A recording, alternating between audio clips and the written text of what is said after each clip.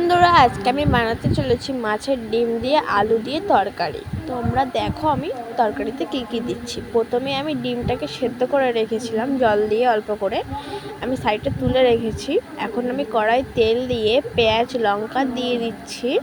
পেঁয়াজটা একটু নরম হয়ে আসলে মাছের ডিমটাও দিয়ে দেবো। তোমরা দেখতেই পাচ্ছ এই মাছের ডিমটা দিয়ে দিয়েছি।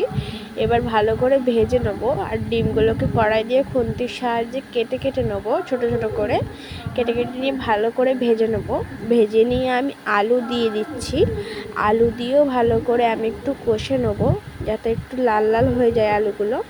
তারপরে আমি মশলাপাতি দিয়ে দিচ্ছি। প্রথমেই দিচ্ছি আদা, তারপরে দিচ্ছি নুন, তারপরে দিচ্ছি হলুদ, তারপর জিরে মরিচ আর ধনে গুঁড়ো আর সামান্য একটু জল দিয়ে ভালো করে তরকারিটা কষে নিচ্ছি। তরকারিটা কষা হয়ে গেলে এখন আমি পরিমাণ মতন জল দিয়ে দিচ্ছি। জল দিয়ে ঢাকা দিয়ে দিচ্ছি। ঢাকা দিয়ে এখন বক বক করে ফুটে আলুটা সেদ্ধ হয়ে গেলে তারপরে দেখতে পাচ্ছি আমি থালাটা খুলে দিয়েছি। থালাটা খুলে দিয়ে এবার আমি একটু আলুগুলো গেলে দেবো।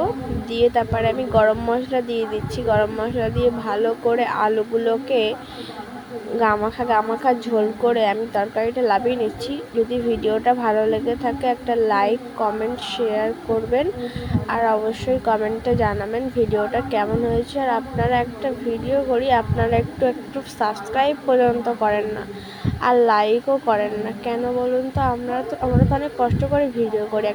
একটা ভিডিওতে একটা সাবস্ক্রাইব একটা লাইক করলে কি আপনাদের অনেক কষ্ট হয়ে যায়? আমি বুঝি না যে আপনারা কেন এমন করেন।